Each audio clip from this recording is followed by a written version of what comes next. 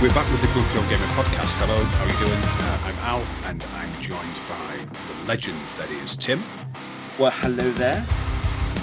Good day, and Lucas, my Argentinian little friend. Thank you very much. Hello. That wasn't the introduction I was expecting for, but thank you. What were you expecting? Insults and things like that? Pretty much, yes. Thank you, Tim, for that. Margaret Thatcher. Well, I didn't say a thing, actually. You just did. I just did then, but after he said it. You just invoked the devil. Anyway, this is, episode 7 of season 2. Wow. We're absolutely slamming through these. And today I wanted to get the real gamers on the podcast together. So we've left Ian at home where he belongs to talk about our Steam libraries and our libraries of shame, because I think we all have one, but some to a bigger degree than others. Tim, are you ashamed of your Steam library? To an extent. There's definitely been some games that I don't remember buying. A lot of games that I don't remember buying. Generally, that was probably about 10, 15 years ago. But there's definitely ones that I don't really want to delve into. But this is the whole point today. We're going to delve into them. Did you buy them when you were drunk? Is that why you can't remember? Or is it just such a... Yes. One that pops to mind was Farming Simulator 2013. I don't remember getting home. So that was 13 years ago. And then for some reason I had Farming Simulator. I don't remember. I don't understand the logic. And I'm fairly sure there's quite a few more games like that. Yeah, well, I'm sure we all have titles like that where we're like, how the fuck did this end up in my library? I do not remember. I mean, for me, I think I went through maybe 2 years of being subscribed to Humble Bundle. So getting 12 games a month, saying, oh, I like the look of that one, so I'll install it and I'll play it. Well, I might as well use the other 11 as well and just add them to my library with absolutely no intention of paying them. And I think that's why. I think that when we've looked at the data, I have by far the most games which have never been played, and I think that's the reason why. Humble Bundle back in the day was well a thing. Even the Steam sales were, don't get it wrong, they still are fantastic. But Humble Bundle, say about 10 years ago, you'd be like, well, I want that game. But I may as well, as you said, get the whole thing and then forget about it. And then you're like, what the hell was that? When the hell did I get that? What is this? And then just leave it be. Yeah, I mean, last month, Tempest Rising was on the Humble Bundle. And I think that if you were going to think, I actually quite fancy trying this because it's like the next iteration of the Command & Conquer games, well, I might as well just buy the Humble Bundle because I might as well just subscribe for the month because it's 10 quid or something like that. And I get Tempest Rising, but I also get all these other 11 games, which you add to your library because that's just what we do. And you never play them. And I think that in some respects, I think there's a psychology behind our Steam obsessions. Was that the one with Frankie Boy, who did the soundtrack for Command & Conquers? Frank Klepecki, yes. That's the one. Yes. God, what a legend. He did the soundtrack for... Oh, he was involved in... It wasn't just him. There was more than just him who did the soundtrack for Tempest Rising. But yeah, Hell March from Red Alert is just the ultimate. But it is the ultimate. That's legendary. Absolutely. But what is it? What do you think it says about us that we? And I know I haven't come to Lucas yet, because he's a very weird case, and not just in life, but with his Steam library as well. What does it say about us where we just fill our libraries with absolute shite with no intention of paying them or with no intention of playing them? I think obviously PC game, when you got a decent PC, you'll never go back to console type thing. And when you see a good deal, I think it's the mindset of I'll play it at some point. Then you're looking at your libraries. You're looking at hundreds, 200, 300, 400, 500. And then you just kind of lose track of it. It's I mean to play them, but then you just forget about it. It's almost too much of an ease of access for the price in the long term, if that makes sense. It does. Lucas, do you have a library of shame? I'm going to go the other way and say no, because every game I bought, even if I don't play it, I consider them as the achievement in my library. Like, I have it, I bought it, that's mine. And I'm not talking about the licenses and everything, but every game I bought, it's probably mine. I select them, I buy it, I never play them, but I have them. I can play whatever I want, but I'm not going to do that. Call me stupid, call me. You're stupid. Thank you very much. Nice follow up.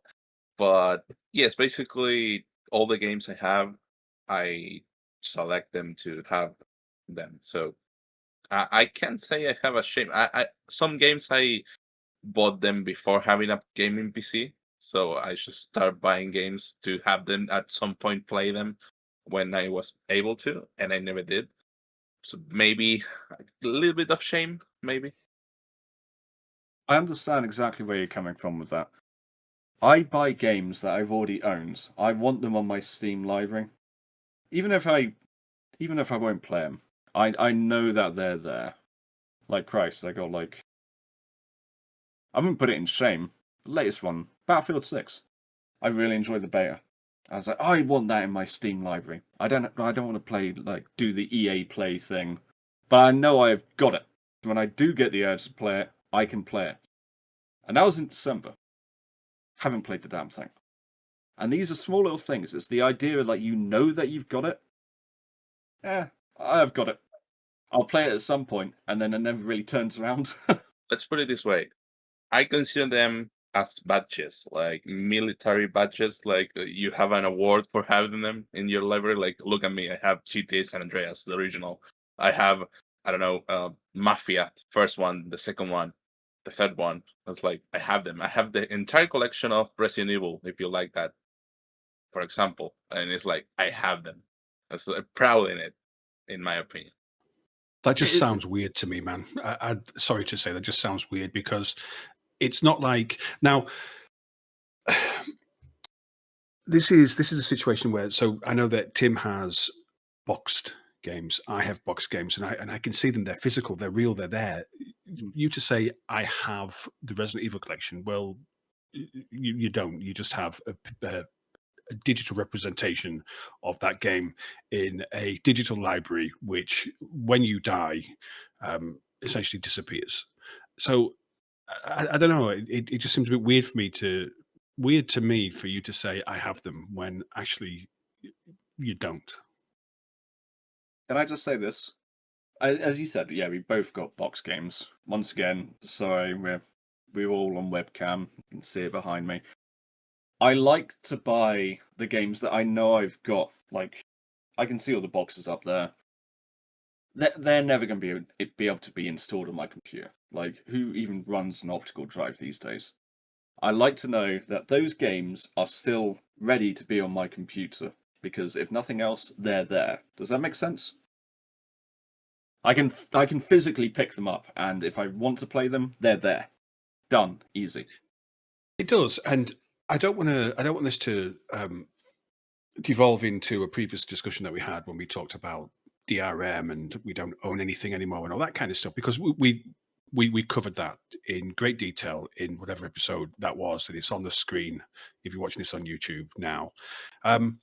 So I don't want to get back into that conversation, but I absolutely understand what you're saying, because you can see it, you can touch it, it exists, and you could pass that on to somebody.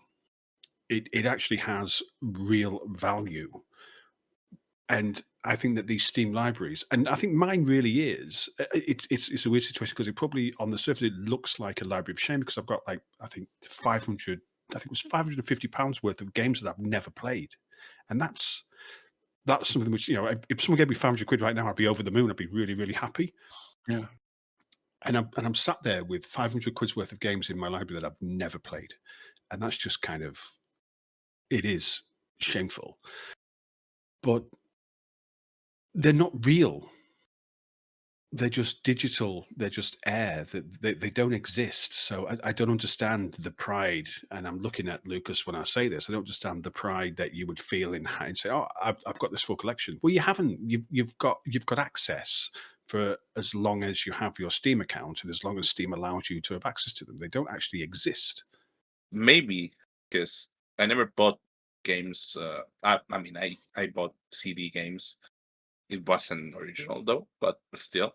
I never see the meaning of having the box. It's just like, okay, I have it in my hands, but at the same time, Steam Library is the way things works now, and I consider them real pretty much because I pay real money for them and I have them.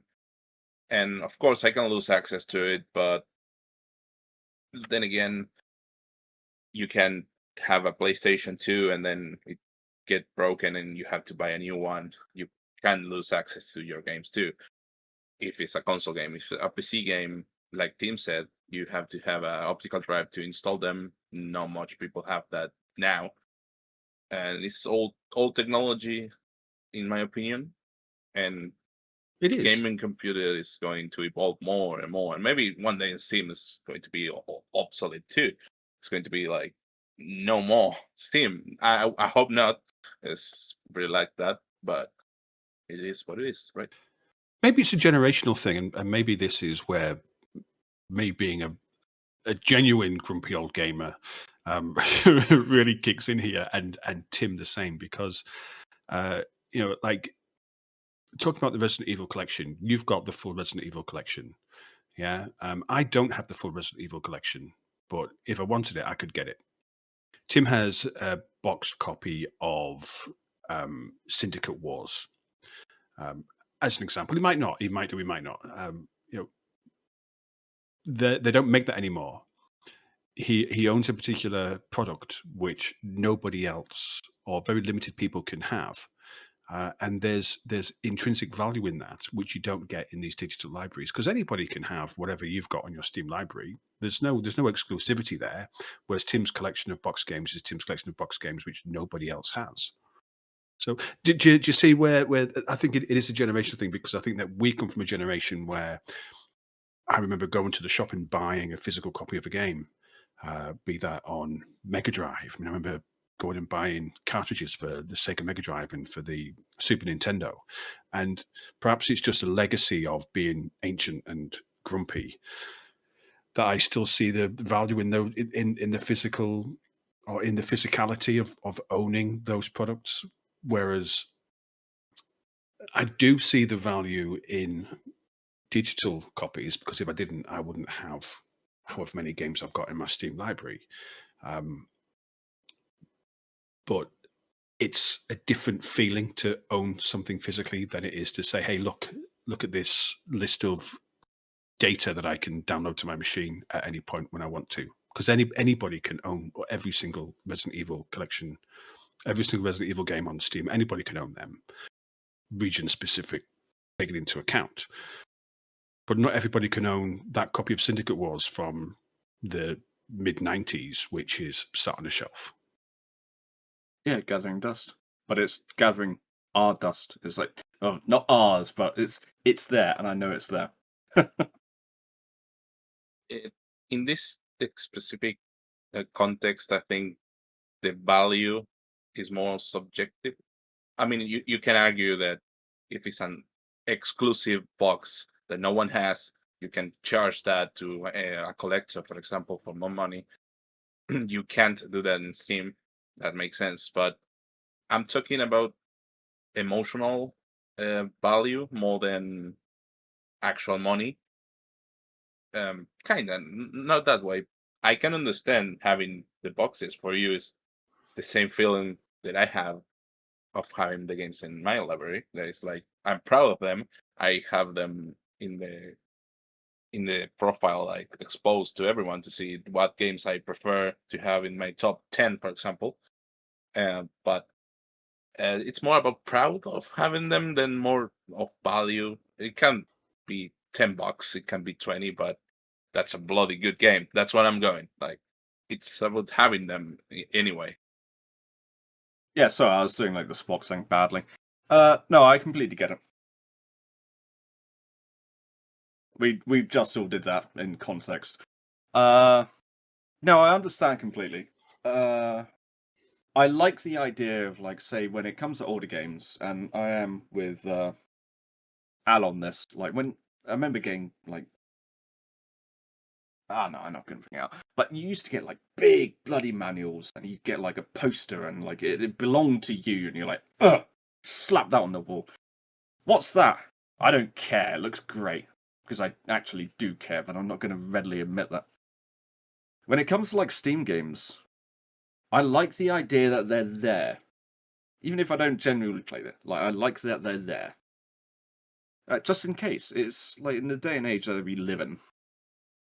Even if you don't play it, it's like, oh man, I really have the urge. If it were to ever pop up, I have the urge to play. I don't know, the original Mass Effect or Mass Effect 2. Go to Steam, it's there. Cool. I had that on the Xbox, and I had fond memories of playing on the Xbox. Probably still got the old box of the Xbox, but now it's in my Steam library, and it's there. It's the ease of access, essentially. But then there's certain games that you completely forget about. Like, I'm scrolling down because I am trying to find some. Like Christ, the A games. I've got at least 40 games that are beginning with A. I don't remember buying half of these. It's like, where the hell did these come from? I'm trying to find one that actually pops out. Brink. I remember playing that. Dead game now. But you know what? Last played December 3rd, 2012. Used to be a good game. Dead now, unfortunately. Brutal Legends used to play on the PlayStation. Apparently, I'd never played it on my computer, but I know it's there, and I know I'll enjoy it. It's the idea that it's like, okay, it's there, you know, just in case. I Modern don't Warfare. understand. Like, when did I play that? I don't know. It's not even telling me when I last played that. It's probably one of the games that you've never played. That's probably the reason why. But I don't understand where you're coming from. I really do. But I wanted to ask Lucas, what's the game that he has in his library that he's most ashamed of? Oh, And this okay. this could be because it's an embarrassing title. It could be because it's a shit game. It could be because you paid a lot of money for it and then just never played it. What's the game that you're most embarrassed or ashamed of having in your library? I have only one game that along the years has been a shame of my library. That is the Elder Scrolls Online. I Oh. bought I bought that game 3 times. Like I bought it, I refound it, I bought it again, I refound it, and I bought it again because it was like, okay, I bought it. Let's play 10 minutes. Thought this is not my style. And then 25% more discount, then 25 more, then 80%, and it's like, okay, I bought it. I never played it. I played 3 hours at least only. I think that's the most awful game I bought, and I never played. But the others I have, either I bought them and I never play them for one good reason. I already play them pirated another way. So All right. I just All bought right. them to So be you're like, rebuying. yeah, to say, okay, I enjoy it. It's time to pay it. Okay, that's good. No, I get that. I used to do that back in the day, but that was like 20 odd years ago. But yeah, no, I understand like the mentality. Why did you buy Elder Scrolls Online again after you had such a poor experience the first time where you actually refunded it? And I know you said because there was a discount, but that's just because it's cheaper doesn't mean the game's going to be any better. No, but I suffer from the Skyrim effect. So Right. Okay. And it wasn't any better, was it? It wasn't any better the second time or the third time. no. But yeah, I feel better because it was cheaper. Instead of $10, it was 8, then 7, then 5, then 2. So yeah. Yeah. Okay. So I'm scrolling through my Steam at the moment, and I'm not recognizing games. So I'm trying to build up a mental list of shameful ones. Mine is City Skylines 2 because I paid Oh, full price for it. yes, so did I, mate. I paid full price Actually, for no. City Skylines. Sorry. Didn't mean to interrupt. Go on, mate. I paid full price for City Skylines 2 because I loved City Skylines 1. And I know that when we've crunched the data on our Steam libraries, I have more hours played in City Skylines 1 than either of you have in your entirety of your Steam time of playing games, which is just like, wow, that not something to be more ashamed of? The fact that I've played this game far more than what you've actually played any games on Steam. I bought City Skylines 2 full price, thinking it would be, I just wanted to play the updated version of City Skylines, and it is, and I don't know whether it's any good now because the initial experience was so sour that I've never wanted to go back and try it again. But interestingly, I've never refunded anything on Steam. No, I don't think I have either. I was going to say, just going back to what you were saying about City Skylines. Remember we were talking about this like the other day that I got that full price. I told a lie. It's just clicked. We were doing like a Christmas thing, and my mate Will actually gifted it to me. And I gifted him like another game. It was around about Christmas time because I think that's when City Skylines 2 came out. It was like end of November, December type thing. And I really wanted to love it, but it was nothing in comparison to the first one. But I didn't want to be that guy, be like, "Oh, okay, it looks better, but it's not that great." You know what I mean? Yeah, Because I think I got him like the latest Doom game because I knew he'd love that, and he was like, Mhm. "Oh, you love like city building? Like here's the new City Skylines." I was like, "Yeah." But I felt really bad when I was like, after about an hour, because we were both streaming it together, I was like, I just want to play the original. Kind of felt really bad, you know? Yeah, I understand that, but I mean, if you haven't paid for it, then would you really be ashamed to have it in your library because it's just there because it's there? It's not Well, I something paid where full you've. price for like, what was it, Doom Eternal? It was around about the same time that came out. So I paid full price for that, and we just gifted it to each other's Christmas things. So essentially, I paid for it. Just it was gifted to me, and I gifted him that. You know, it was like exchanging Christmas presents, It's very nice. and it was nice. It was nice, but I really gave it a try. And that's the only example that I probably would have given that I might have refunded, but I don't think you can refund a gift, so that wasn't even technically possible. That's the point I was trying to get to.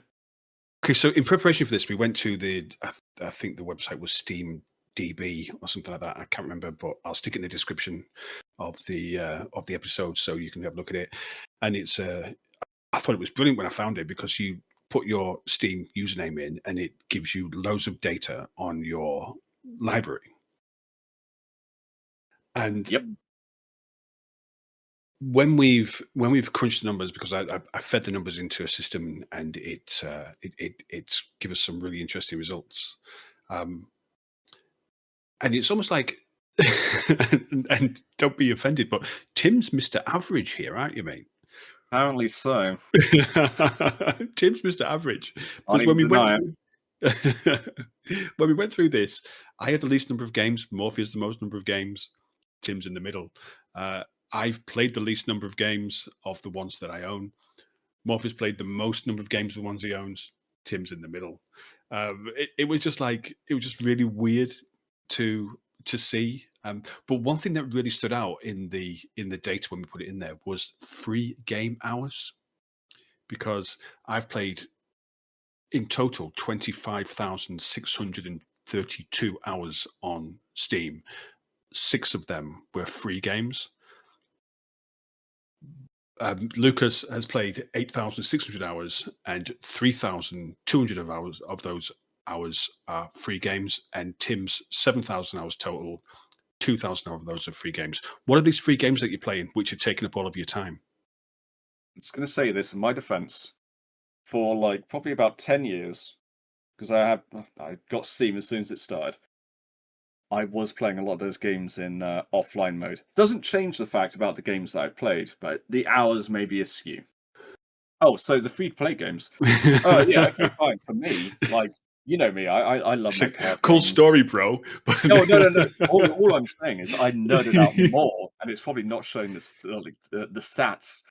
yeah. For me, like, I love my card games, like, say, Magic the Gathering. I did, for a while, for some reason, get into Yu-Gi-Oh! I used to collect it in, like, secondary school, but I never really got into it. But, I don't know, the cards were cool. And a lot of those games, uh, and a lot of, like, D&D centric ones are free to play. So another one that I've been playing with King, Arena. That's a free to play game. We've invested a lot of money, but it'll look free to play. Oh, so that's It's interesting. That's Yeah, because it interesting. doesn't show that. Like I probably put Mm. quite a bit of money into that, and I've probably put quite a bit into Arena for Magic the Gathering.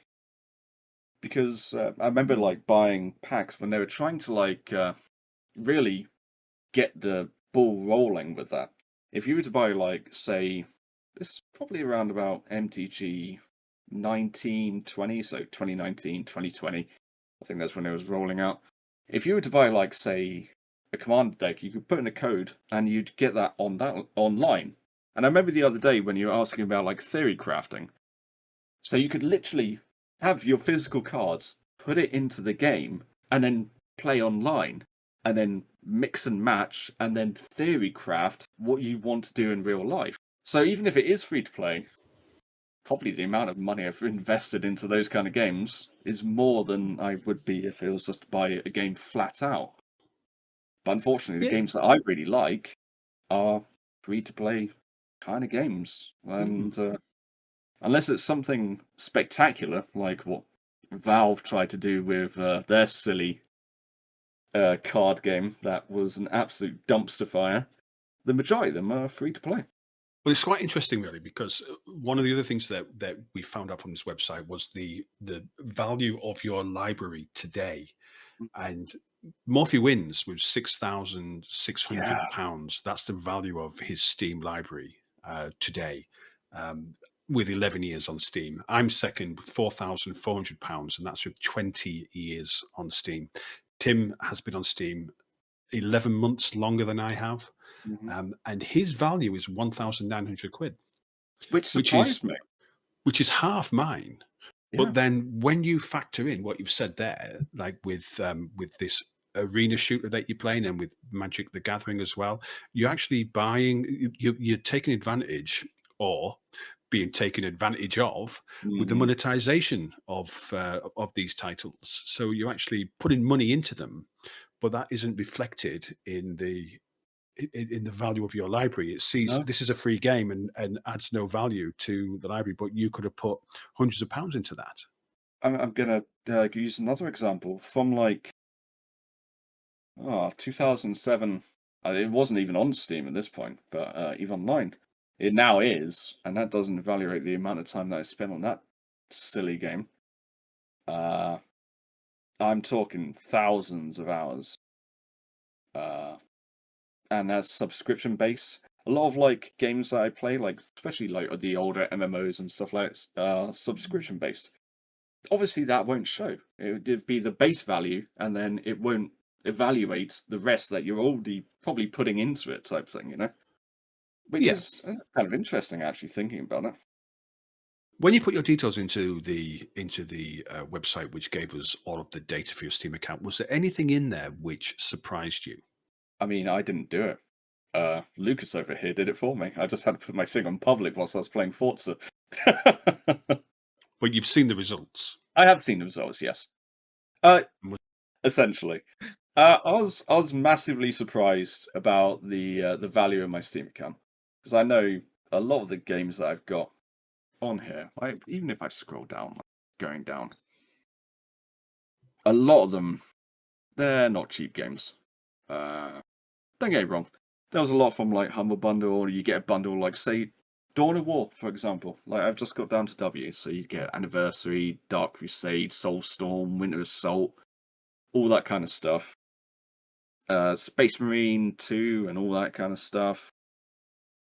I was surprised about how cheap my Steam account looked when I considered it. Quite an expensive Steam account. Like, got a lot of really, really good games on there type thing. So that's what surprised me. Mm. I was surprised to see the value of yours as well because you've been on Steam for such a long time. Like say you've been on Steam longer than I have. Yeah. One of the early adopters by the looks of it, with I got it with Half-Life 2, mate. 21 years and 21.8 years, so whatever that might be. So 21 and a half years you've been on Steam, and I was really surprised to see the relatively. I mean, it's still almost $2,000. It's nothing to be sneezed at. It's a lot of money, but I was surprised by the relative value of yours compared to mine, because the time we've been on Steam is very, very similar.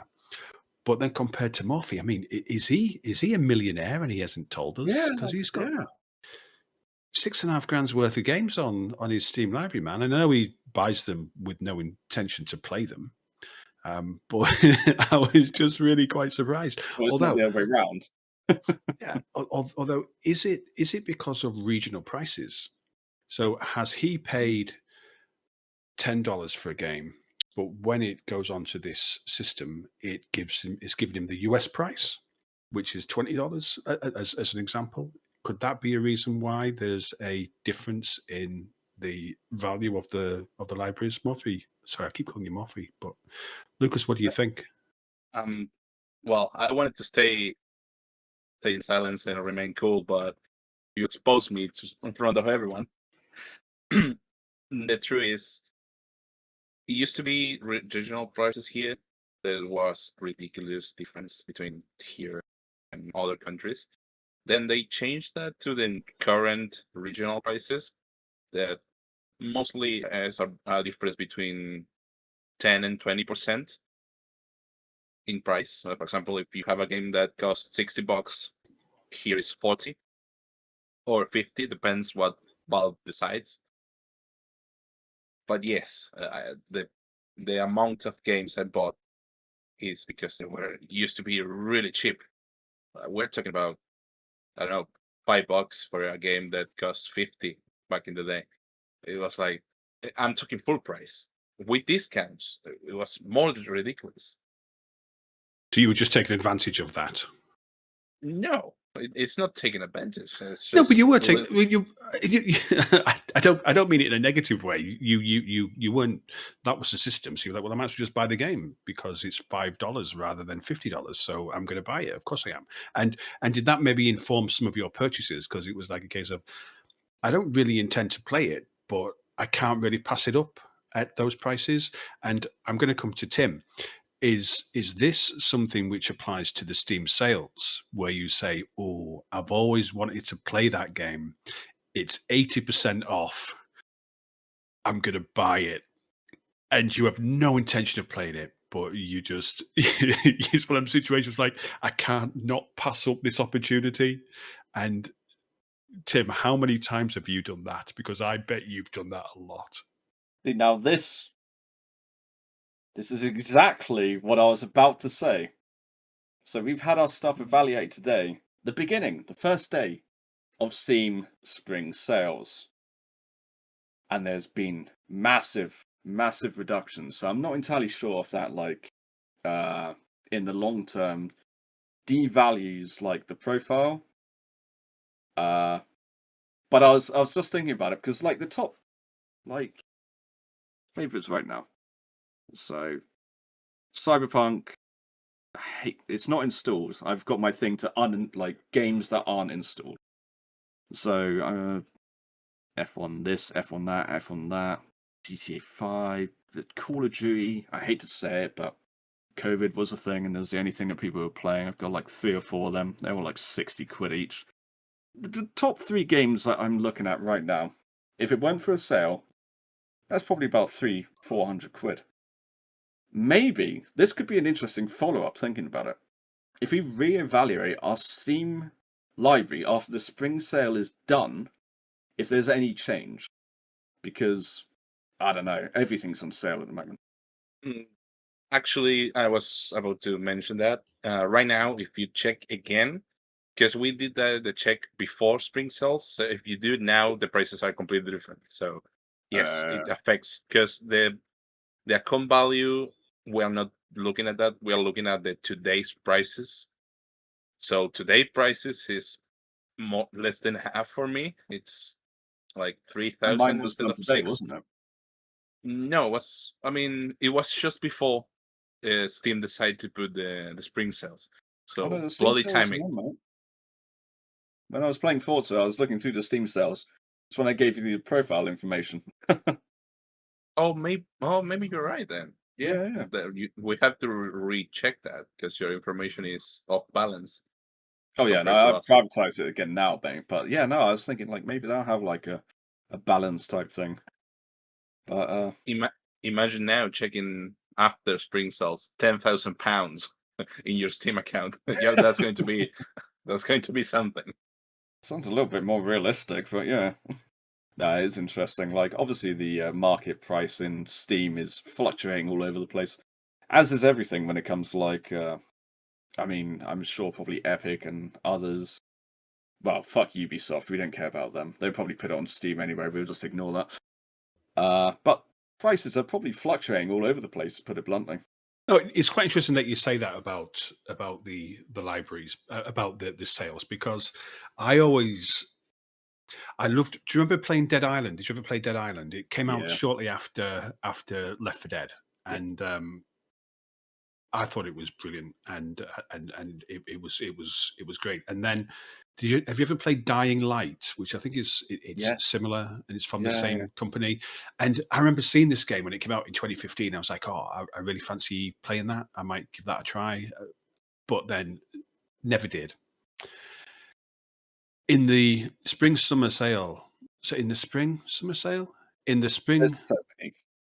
in the fucking hell, in the Steam Spring sale. Yeah. That's what I said, man. That's what I said. In the Steam Spring sale, it's 90% off. It's £2. And whilst we're talking to ourselves, like, I might just buy it, but I know I'll never play it. Mm-hmm. I know I'll never play it, but I was like, it's and is this how we get drawn in? Because I'm like, well, can I really afford to pass up paying £2 for a game that I wanted to play 11 years ago and never did? And this is maybe why. I mean, I'm sure we're not alone in having these libraries full of games that we've never played. And I will invite our audience to come and join our Discord or to leave a comment to tell us what their libraries of shame look like. But is this how it sucks us in? Is this why we are responsible for these massive libraries of unplayed games? Because we get hooked on 90% off. We all are forgetting one of the most important factors in this conversation. And I'm going to quote it now. I'm going to be that guy. And I'm going to be one of those factors right now. Do it. You should buy it. You should buy it. We're going to play it together. And But we're Dying never Light? going to. Yeah, you should buy it. We can play it together, and then we're never going to play it together. That's called friendship right there. Well, that doesn't make me feel any more. I mean, I was so tempted to buy it anyway. It's taking all of my willpower not to do so. So you saying that, that's just cruel. And I think that's the beauty of these. Well, it's kind of insidious when you think about it, but that's the whole point of these sales. Like, I really meant to play that at some point, and I really wanted to do that at some point. But when you see it like, 90% off or 75% off, you're like, well, it may never be that price again. Like, oh, I'll just buy it, and then you forget about it. Like, I've done one already today. I got the expansion for XCOM 2. I haven't played that game for ages. I love XCOM 2. It's a great game. What was it? War of the Chosen? And it was like £4. It was £4. But I've been meaning to buy it. But like when it's not on sale, it's like £40. It's like 40 bloody quid. But it's £4 for some reason. Mm-hmm. And it's like, okay. Boop. Probably won't play it. But because you see it at that price, it's like, oh, I'll play it someday. You never get around to that someday, do you? You'd like to think, but you won't. The You point never that do. was No. the point that I was trying to make is people. I don't know if you guys suffer from this sickness that we call friendship. We all have a friend that shows up one day like, look what I found. This game is on 50% now. It's really good. Let's play it together. You buy it, he buy it, you play 1 hour and never play it again.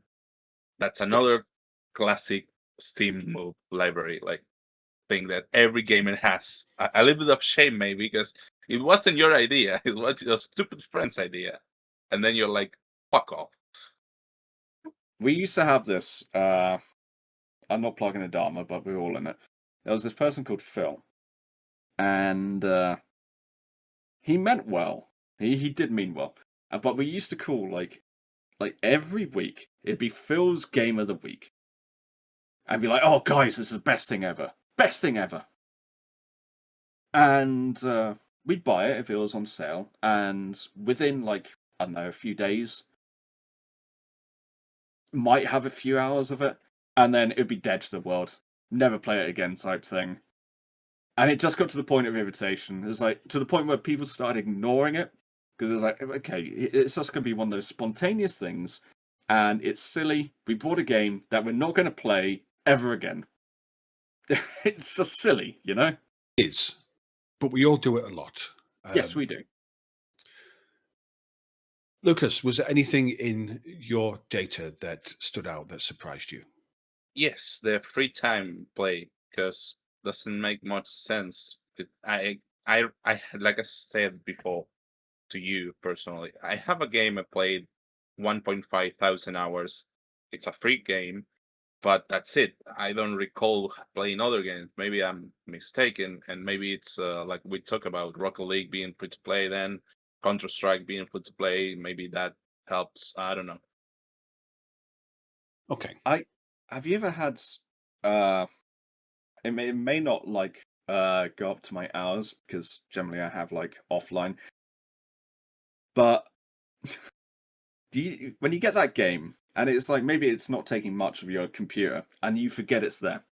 It's like in minimize type thing, and you're like, oh god, it's been 24 hours and it's just racking up on your Steam type thing. It's like, oh, I forgot I was playing that. Exit. Done. And it looks like you've been playing it more than you actually have. That's a first world problem, mate. I grew up with bullshit PCs that could barely play the game, so I can't afford having them open. Right now, I can, but I'm used to close the games when I finished. So Okay, no. well that made me feel bad, but yeah, that's never been an issue. Okay. So knowing what we know and knowing that we're taken advantage of because we're suckers and we buy games that we're never going to play, are either of you going to change your behavior based upon what we've looked at and the surprises that you've seen, the value of your library, the value of the unplayed games in your library? Uh, is anybody willing to make a commitment to not buy any more games until they've played the ones which they had sat on their shelves, never played? Or are we just going to continue with this cycle of increasing shameful libraries? To put it bluntly, no. No, if I see a game that I want to play at some point, I'll just buy it. It's very first world issue type thing, but I mean, God, I was really excited the other day. I got Final Fantasy remastered on the computer. Final Fantasy X.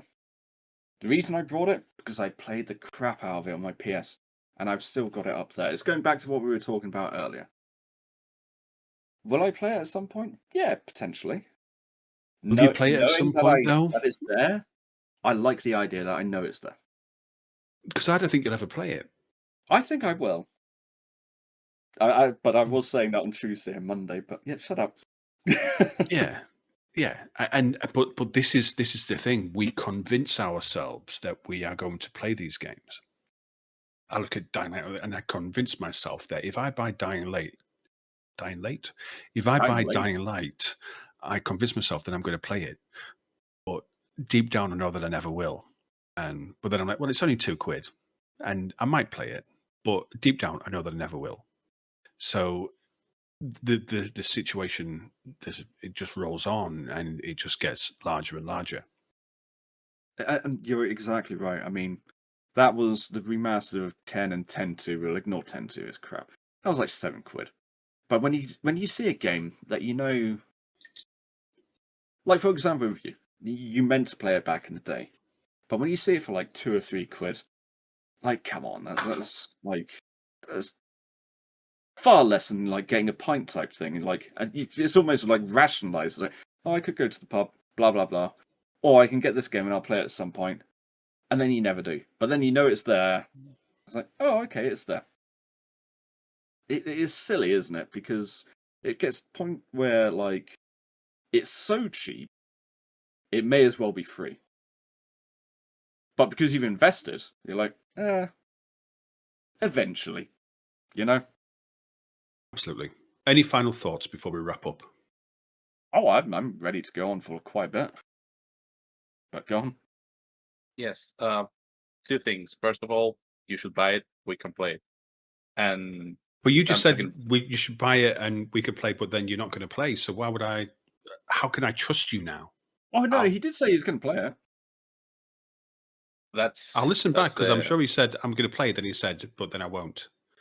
I'm sure that's Oh, what he sneaky said. time to leave. sorry. Yeah, my internet is fucking about. Really Sorry, fucking angry. people like maybe post edits. Unfortunately, Lucas is having internet issues, and that was the perfect timing for him to disappear. Yes. Going back again, you can't trust me. That's well known. But it's a really good game, and I actually want to play it again, so we can try it if you want. And I don't know if Tim has it because it's a pretty good co-op game like Left 4 Dead, so we can enjoy that. I played it. It's a good game. I played it at my mate's house. That was it. That was a long time ago. Can you spare a couple of quid? I could. Probably It's won't play it. $1.99. Is it really And that this is exactly the problem. It's like Yeah, no. I'm not going to deny it. I'm not going to be a hypocrite. Okay. You I think you said a couple of things. What was your other thing? And the other thing is, you ask a question and only Tim answered. There was we are going to change that. Something like that. I couldn't hear you because I was having some 90% games in my chart to buy. But no, I think we are not going to change it. It's human nature, and it feels good, and then it feels bad. That's my part. But yeah, we are going to keep this buying thing because you have 500 games, you have to have 600, and then 700. It's the way it is, mate. You know it. I know it. Tim know it. How about this? I don't care how many games I've got. It starts accumulating, obviously, to the point where you kind of forget. And sometimes, maybe it's not just me because I know I'm bad at this. I really know I am, and you guys have witnessed this. If I'm not feeling the urge for a game, I just won't play it. And then sometimes when you look at your library, it's like you've got so much choice. You're like, oh, I don't know what to play. I don't know what to play. And then you get to a point, it's like, oh shit, got work in the morning. I'm going to go to bed, and you didn't play anything. You know what I mean? It was like I know it's definitely a me thing, but there's so much choice. No, it isn't a you thing, though, is it? Because it's at that point where you and I guess this is probably one thing that we haven't really considered is that you look at your library and it's almost there's a and it's another psychology thing. There's this choice paralysis. Mm, You know, mm. it's the same thing with some restaurants where they say they have a menu with 100 items on it, and people don't know what to have. If they have a menu with 2 items on, then people just say, "Well, I'll have that one," Yeah, because because it's they, probably the you know, best. They're there for a you know, reason. uh, you know, like tea or coffee. Well, I'll have tea. But where if it was black tea, green tea, milky tea, iced tea, espresso, cappuccino, americano, it's like, well, there's too much choice, and you get this decision paralysis. And I think maybe sometimes, and I think this is probably where Steam is really clever, and they are so smart, the guys behind Valve. You look at your library, you get decision paralysis because there's so much choice. It's like, I can't decide of anything. I can't decide what to play. So you go back to the homepage and suddenly you're looking, oh, well, maybe I'll try that one instead. And you buy your next game and it Yeah. goes into your list. of games that you're never going to play. And the cycle continues.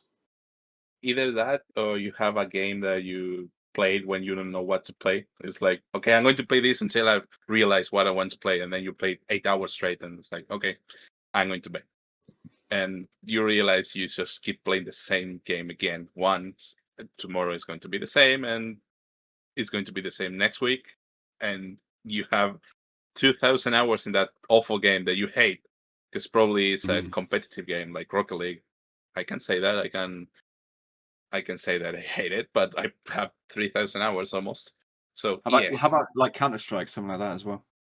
Counter-Strike, yeah, that's another good choice for games when you don't Also know what free. to play. That'd probably go along with like your profile because technically it's free now, isn't it?